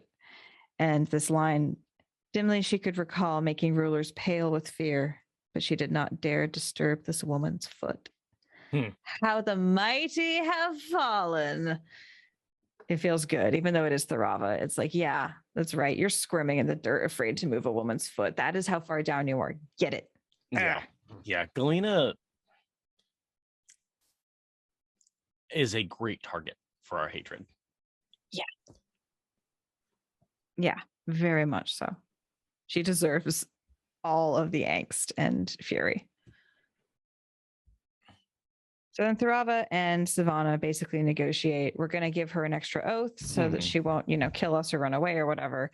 And we are both going to have equal stakes in complete control over her. So it's very much like they come to a perfect balance of power. Neither one of them has the advantage, but they've advanced the game a few steps forward. So it works. To me, it sounds like Galena's about to be told two opposing orders and choked to death. Right? Well, that's a danger. Yes. She's lucky that didn't happen. Air quoting. Lucky. Because we see that when they're hunting the Black Tower in the White Aja with Pavara and that group, that they make one of the Black Sisters swear an oath to obey, but then they tell her to name her sisters, but she's also sworn an oath not to name her sisters. And so those oaths different. You're confusing two different events. The choking thing happens because she gets told a contradiction. She has to say something that is a lie. Is a lie because it's a ferret. It's not one of the Black Sisters. It's one of the ferrets that they catch while hunting the Black Aja. But doesn't one of the Black Aja die from choking to death? No. When they question her about. No. Okay. No. They're the thing with Talene is that it's really hard for them to get her to admit it. With Adelius and Vandine and Phelan, they realize that she has oaths keeping her from betraying certain people. But no, the choking to death scene is the truth oath with one of the rebels from the tower that's snuck back in. But she survives. She survives, yes, because Pavara is a hard ass, but not willing to let her die. And Ciane figures it out and is like, you have to release her from needing to speak an untruth because she can't speak an untruth. Like she believes what she's saying. You can't force that. And Pavara releases her because Pavara is a good person underneath her hard ass crotchetiness. Yeah. She might be wrong, but she does, she believes it. So, but yeah, she survives. And no, nobody chokes on conflicting oaths. That would have happened, you'd think, though, in the course of 3,000 years of history or 2,000 years of history. Maybe, but it maybe didn't get written down. Just because it happened doesn't mean they knew about it. That's very, very true. And a big part of why Galena swears this oath is because she knows the oaths can be removed. Yes. She knows that there's a way out of this. So question, do you think any oath can be removed by any oath rod? Or do you think the oath rod that placed it has to be used? I'm really split on this one, but I'm inclined to think that it has to be with the rod that you used. I'm inclined that way, but it's a tough one. I come down on the other side that any oath rod can remove because they are duplications of the same Terran Real. I think the numbering is just to keep track of them. I don't think it influences what oaths are bound or unbound. I think once you're bound with an oath, it's like that's a thing that surrounds you, and the oath rod can take that off, and it doesn't matter which oath rod it came from. There's not like an identifier locked into it. Yeah. But again, I could see that. That's just my headcanon. Yeah, no, that's why it's like it's so hard because we just don't know what the number is. It would totally be like RJ to put the number there as a fucking barcode and make a big deal out of it when it's totally not a big deal. That would be very him to bait and switch us like that. And like, no, the numbers mean nothing. I just threw them out there to mess with you. Like, but maybe it tells us something important. We just don't know. Yeah, I could flip a coin and convince myself either way. It's really... Well, the complete lack of evidence either way. Yeah, we never see anyone attempt that, and that's a bummer. or even anything like that. Like, I don't think we ever see a duplicate Terran Real used to like remove a weave or something like that. But like, it's sort of like the bowl of the winds, right? The effect is what it's acting on to me, right? Like the bowl, you can have multiple bowls of the winds, and they would create a network, right? You can have multiple oath rods, and I feel like they could both take and remove the oath, because the oath is an external thing it's acting on, not necessarily yeah, inherent to the oath rod itself. Yeah, no, I mean, that makes a lot of sense. But at the same time, like, how hard would it be to just put a little extra key in there so someone who, like, oh, if you want to get out of your punishment, you have to come back to this location and convince us. You can't like go out there, you wouldn't want like some criminal organization to get hold of an oath rod and be able to remove all the oaths from everybody who swore. So putting a lock on them would make sense if this is something that was used to punish criminals. Yeah, which is like, the entire reason they exist. So, like you said, 50, question. I can flip a coin and convince myself, and there's arguments on both sides, for sure. And that binding, as she swears, and again, she swears because she thinks she can get it off eventually. But yeah, can you imagine that compression on skin that's already inflamed and hot and burned? I'm imagining like on a tattoo. Yes. Yeah. Pouring a little salt in that wound. Yeah, or just like wrapping it really tightly with a hot towel and just like reaming it down, just like no, owie. So yeah, that's not a good time. She fucking deserves it. And then there's a bit of sort of forceful manipulation that Tharava does, like shut your mouth, and she like can't not do it. Yeah. Then asks her to betray her worst revenge fantasies, which she does, and it's like, okay, if she'll say that to my face, then I know the oaths are working.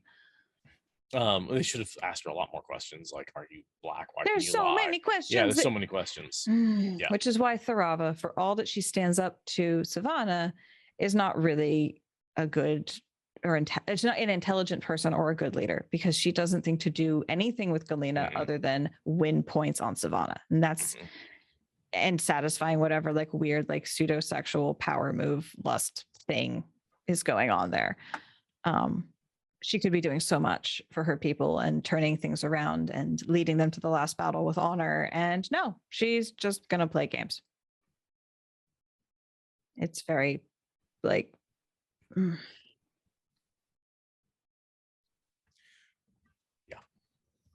So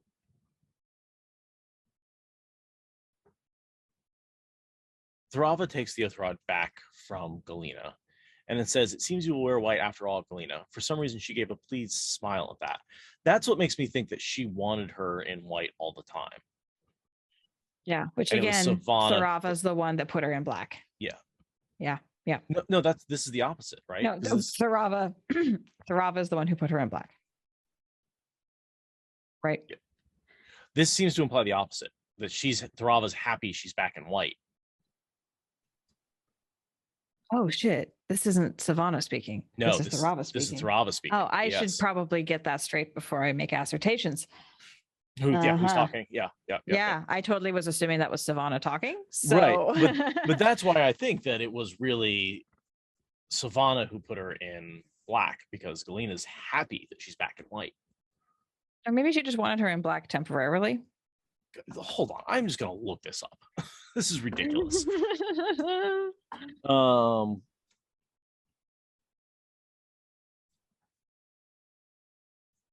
I mean, yeah, fundamentally it is that she can do more white. She can do more work in white than in black. She can be used in white as opposed to in black. So I'm going to Crown of Swords, chapter 40, where that happens. Sorry, we're not nerdy enough for our own selves. And was it Dot Song? Yeah, which is I don't see it on this word, but DATSANG, I believe.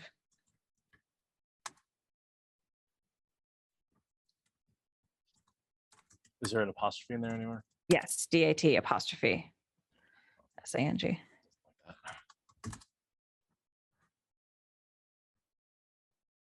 Oh, no, I found it. Apostrophe is between the A and the T. Gotcha. Song.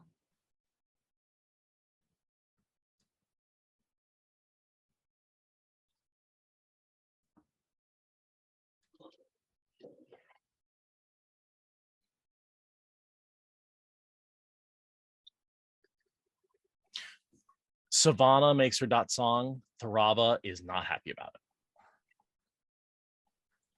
it. Okay. So Well, we can cut that entire argument down to very little then. yes, that's what I was thinking. The entire time is that yes, Tharava wanted her as Guy Shine, as a servant, and Savannah wanted her as dot song to break her. Savannah ultimately wanted to do something with her, so she Yes. probably couldn't keep her dot song forever. Ultimately, but Right. this was under Tharava's control, which Mhm. means that Tharava wins Yes. the argument, the battle. She wins this battle. Yes, and but she lost the previous one. Right. The one to make her dot song. So she wins by bringing her back into Guy Shine. Mm-hmm. Editing that chunk is going to be very interesting. Good luck. Yeah, This is an odd one, so it's yours. Yeah. Yay. And then Savannah gets a much bigger blow than the loss of Galena as dot song. The loss of the Oath Rod.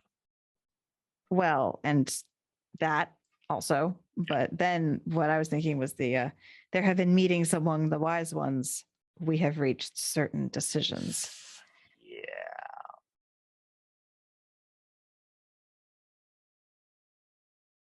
I will advise you. You will listen to my advice, Tharava says to Savannah. Mm-hmm. And it basically results in her saying we have to move. And Savannah's like, okay, but I'm not moving the direction you said. Yeah, it's a negotiation. And probably Tharava saw that coming and actually wanted to move east and so picked north because it was the second best option. She goes, I go with Tharava. I think they'd be better off in the mountains, letting people like they would actually protect that's it. true. Yeah, I think she's legitimately thinks they would be better off holding up in the mountains and just trying to gather themselves before they go out and take over the world. Whereas Savannah's like, no, we got enough. Let's just start and people will flock to us in the meantime.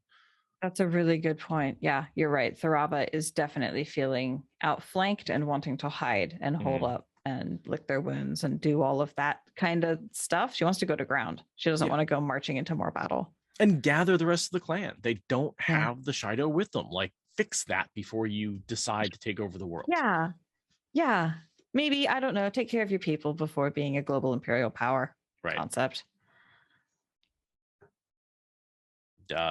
Yeah, we don't do that here.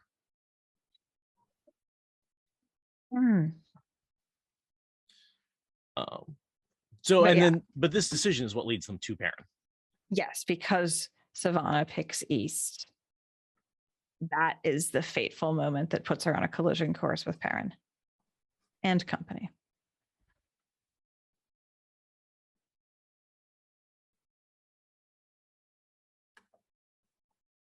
And then Tharava threatens Savannah. Yeah. And Savannah just straight up threatens her back. Do we have any idea what those plans are? I remember, Tharava, all of you, I am left for the vultures, so will you be. I have made assurances of that. I assume that's the murder of not that song. Desane. The murder of Desane is basically like, you will all go down with me. If I die, there's enough people know about the murder that will come out. He will be accused of the murder of Desane. That's how you think that's it? Mm-hmm. I think that's entirely the threat. I don't think so. She keeps that knowledge too deeply under lock. She doesn't want anyone to know about what happened with Desane. That knowledge is supposed to be extremely tight in. Like, who could she trust? But she's blackmailing them, is what she's saying. Is like, if you take out me, I will your secret will be revealed. She might be lying about having a method. I don't know. Savannah's, but that's one of those things where like you can give a sealed envelope to an assistant and say, if I die, this, open this and have it come out. Right. There's steps. Okay. We don't know what steps she would have taken, but my assumption is if she gets exposed or if she gets killed, the wise one's secret will be out. Gotcha. Yeah, that makes sense. I mean, she's got people like a Phelan who have been following her for a long time. So yeah, I can see it. And she talks about using the stick against them versus the carrot. And like, here, this is the stick. This is her basically threatening. That's her only stick. That's her only leverage over these people, these women. Very, very tense interaction. when stuff like that is being said and there's no weapons, there's no hand-to-hand combat. It's just words and information, but it's so intense. I understand if they cut this plot line out, but I want this kind of tension in the show. I want this level of tension, this kind of conversation, because it's really good Jordan character molding, and I really want to see that. I want the politics to be good. And when I say the politics, it's this sort of thing. It's fighting with words. It's like having an advantage, because I find it so fascinating and in a lot of ways very foreign to me. Like, I don't know how to do that in my real life. Oh, God, like, no. I'm so honest, and I don't know how to hide things. And I don't know how to turn a conversation. Lying is way too much work. It's way too much work. The truth is I'm lazy. I need the truth. So this sort of thing has always fascinated me, because I'm like, how do they even do that? How do you even steer a conversation well enough to pull power out of it? Like, the art of verbal sparring is just fascinating to me. And I get that, as an author, you get to write both sides of the conversation, so there's something to that, but it's wonderfully interesting to watch, because it makes no sense on a personal level. I cannot relate. But it's really fun to watch.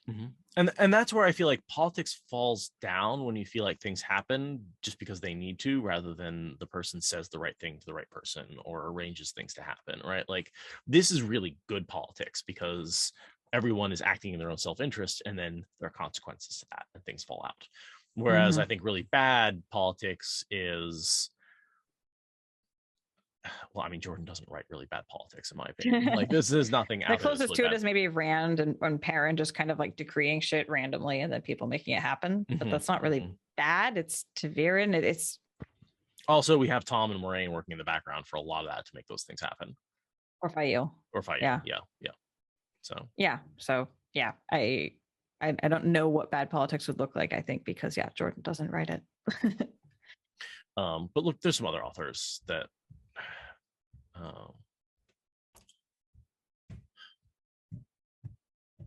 feel like Raymond Feist gets into that era quite a bit. I don't know how much Feist you've read, but there's a part of his first book. He gets some of his later stuff gets much more political, especially with the Empire across the sea, or in the other reality. And it's not well written. Things just sort of happen because they need to sometimes. So I don't find his politics as good as Jordan's by a long shot.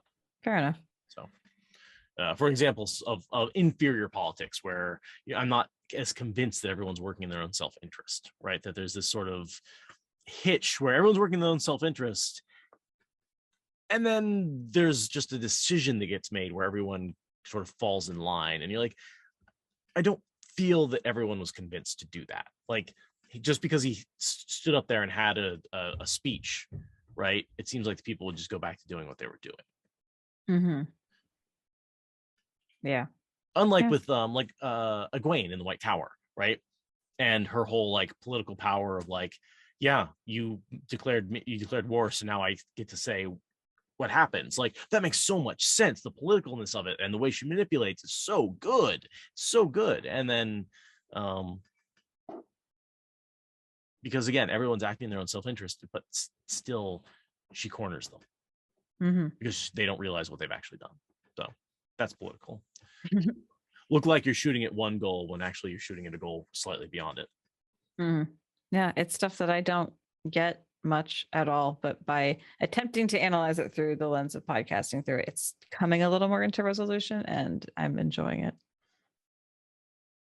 Most of what I understand about politics and military strategy is entirely from Wheel of Time. Yeah. So, which is a good source as any. I mean, yeah. For my level of likelihood of doing anything with the information, I think it's probably a pretty safe bet. But, if I were to say become a dictator, then basing my entire worldview and military strategy off of Wheel of Time might be a little cattywampus. But I could become like a really famous historical bad guy in the process. I gotta be wonder about that. Like, there's gotta be worse paradigms for taking over the world than the Wheel of Time. You would think so. Yeah. Like random books that Anyway, long tangent. Not going there. But yeah, I think Wheel of Time is a pretty complete worldview, and we should force it on everyone. This is the goal of our cult. Welcome to the cult. So the next thing I have is the snow. The what? snow. Yes. Yes.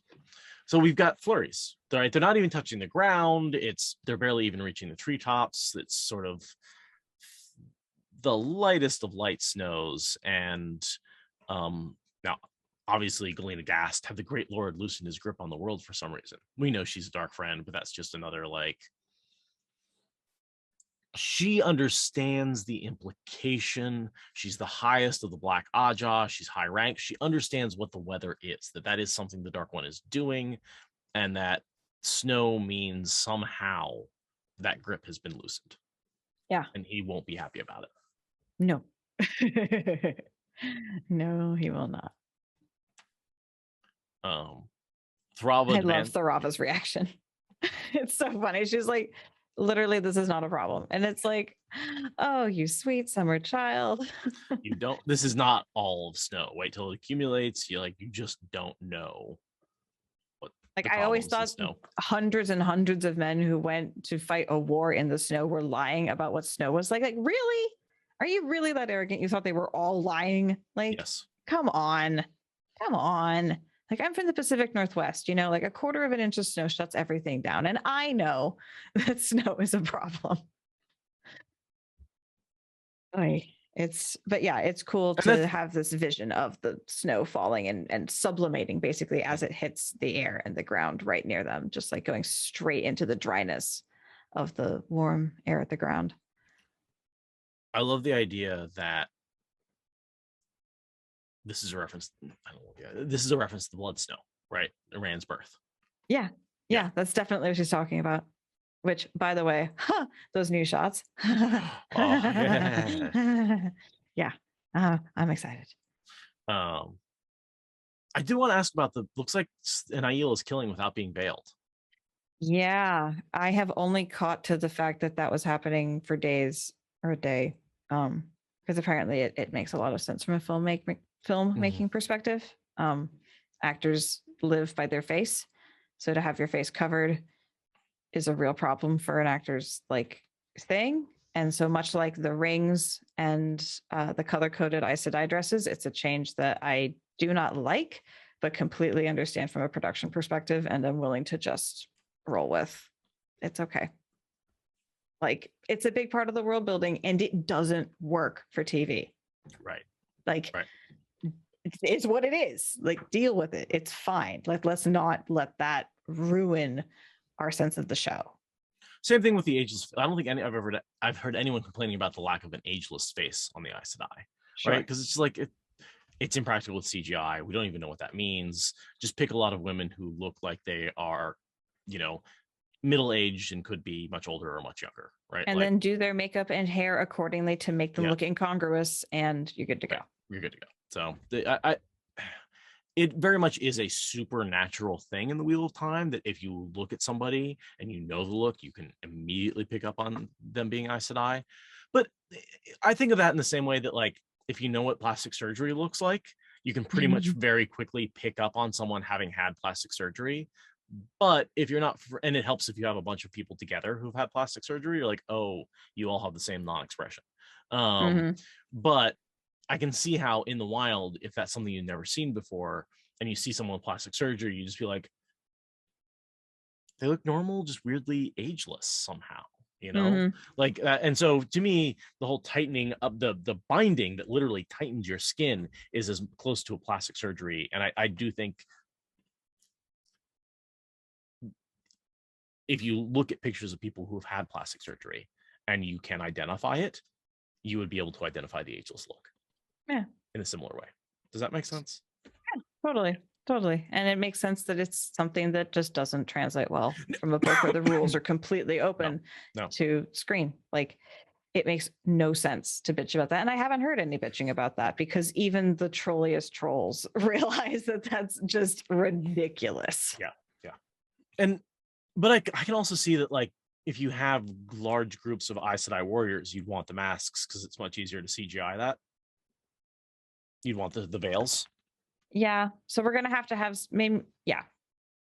I mean, it would look amazing for the whole warrior things. And maybe they veil for part of battle, just not all of it. Like maybe they veil for battle and only unveil when it's time to actually take a life or something like that. Or maybe she just got caught by surprise and attacked. Like we see them all maybe it pull the gets veils torn up. off her face Yeah. in the fight. Right. Sorry. Yeah. Trying to So it's argue. just this is definitely a tangent, but we're speculating. Like we don't have enough context to know or complain. No, and I'm perfectly happy with how completely badass it looked. Like I'm so excited that we get to see the blood snow. Blood snow. Frankly, because I think the guy she was stabbing was the head of the companions from the Ileana. With the 9 Bs right the there 9 on his Bs. chest. What it really was, the 4 rings on his arm, because the rings on the arm connotate rank in the Ileana companions, and the only person with 4 rings is the head.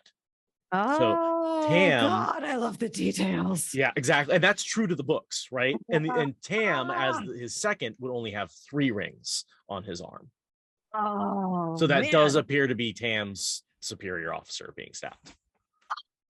This is why I'm fucking excited. Yeah. All the details, even the details. I have never learned that detail of the armoring at all, but the people building the show went through all that effort. They sure did. Like, yes, I can bow down to them and respect what they're making and be very fucking excited without having actually seen it yet. Me too. But to bring it back around so we can finish the chapter. Totally. Galena in her head, I'm the highest of the red, she reminded herself. I sit on the Supreme Council of the Black Aja. They sounded like lies. That wasn't fair. Yeah. It's like, I'm sorry. Does it not fair that you, as the head of the Black Aja, are in trouble? Like, shut the fuck up.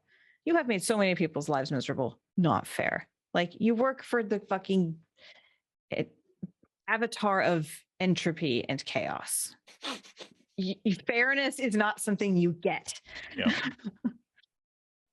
This is beyond like, I'll be rescued by the Black, I'll be rescued by the White Tower. No, nobody cares about you anymore. Nobody cares about you. Nobody wants you. Which just tells you, like, if she was actually powerful, if she was actually significant, and people would come after her, right? But she's not. She's a replaceable cog. This is the difference between Egwene and Galena. Like, when Egwene is taken, people go after her. People want her back. It's only her command is the only thing that keeps her from being rescued. Fael, Perrin wants her back. Rand, people want him back. I mean, in fairness, Galena doesn't compare to any of those on any scale. No, but as the leader of, like, one of the most important Black sisters and the leader of the Red, you think somebody would try and get her back. I think she'd have some alliances, but no, she's just that terrible of a person. Well, everything about the Black Lodge is terrible. It's all about betrayal. It's all about self-interest. It's all about selfishness. Like, this is how it shows, is that the second she's in trouble, she gets to stay there. Nobody's coming for her. And she wants to explain about snowfall and all the bad things about snow, and then clamps her teeth shut because she's like, no, just because Tharava's here doesn't mean I have to curry favor, right? The oath doesn't make her be forthcoming. It only makes her tell the truth. But that's what she wants to do, and it's only a matter of time before that want becomes a need, and that's when she becomes broken, when she has to please Tharava. Yep. That's her only, and that's what we see with the Soldan and the Damane. Is the Damane have to please the Soldan? That's their only reward. They get the little candy. I mean, it's very Pavlovian response there. No, it's conditioning. And we saw it brainwashing conditioning. And we saw it working on Egwene. Yeah, it works on Teslan, right? Teslan starts to freak out because it's working on her, and she's afraid she won't get rescued in time, just like Egwene. And who's the one who breaks and is left behind? Ura. I forget what her Aes Sedai name was. She does have a whole backstory. She shows up a couple of times prior. I think she's in New Spring, actually, but I forget her name, and I'm sorry.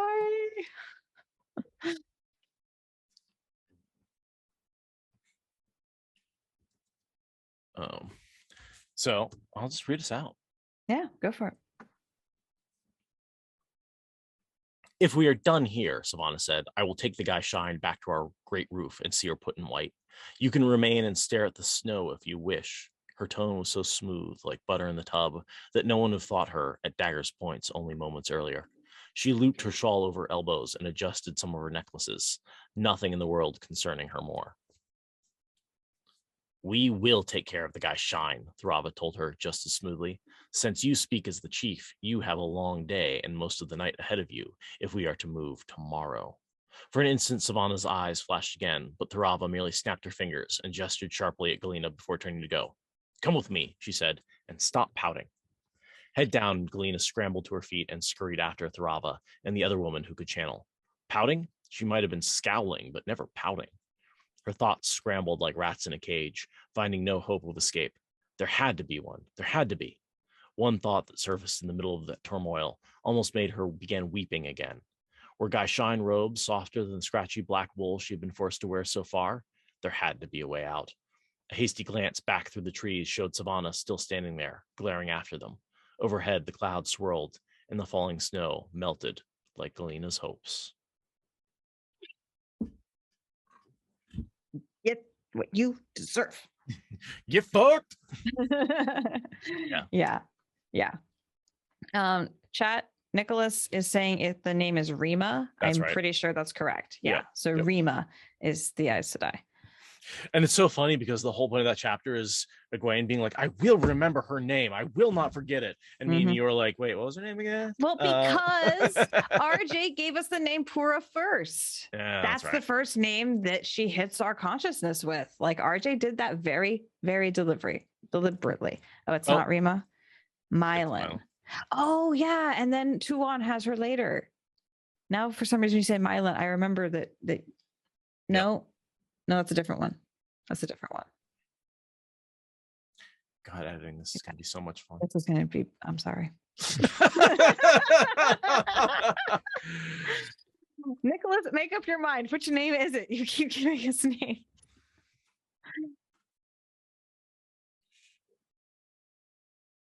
Mylan is the Damani name. Right. That's the name that she has with her. And yes, so legit Nicholas is name? definitely Black Hatch.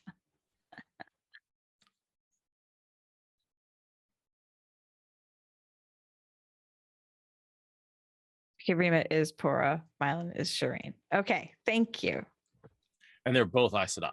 They're both broken. Yeah. Those are ones that actually get fully taken into the Shan way of thinking and brainwashing and all of that awfulness. And that's another one of those Shireen, Sareen names that Jordan throws at us with the Aes Sedai. So that's also why that Mylan Shireen is hard. Yeah. It's one of the reasons why the podcast exists is to make this content, have these conversations where the Aes Sedai ultimately get sorted out. And in the edited version, everything is accurate. The edited version. Thank you for yes. That is part of the appeal of the podcast, I think. It's definitely part of the description I've put into like Patreon and stuff is like, you don't have to memorize the Aes Sedai, we'll do that for you. And then we turn to chat and outsource it to them because we're getting practiced at this at episode 399. Oh, excuse me. And then it's worth doing a lot of research at the end and editing the correct version. So like it's funny, we do a lot of research ahead of time, but man, we also do a lot of research on the back end. Yeah, the episode where I got taken out from you and Kayla talking, because yes, the storm did take my power out 10 minutes into that recording. You two made a complete and utter error, and I had to actually insert in editing a radio being like, no. Which one was it? Which of the white cloaks didn't ever lie? You said it was Valda. You were wrong. It's Asunala. He's the one that's scrupulously truthful. Valda lies like whatever. Yep, you're right. And you two went through this whole thing where you figured it out, and I was just like, I can't let this stand. Like, nope. I have the power to insert myself here. Did you cut it down at all? Yeah, of course. Yeah, good.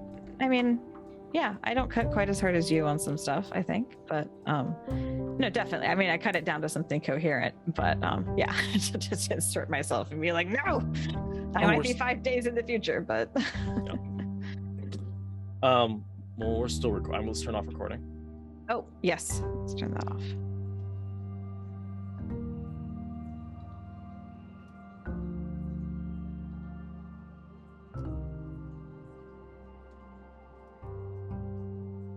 Thank you for listening to the Wheel of Time Spoilers podcast. Rate us in the Apple Podcast app or Support us on Patreon. Is that good enough?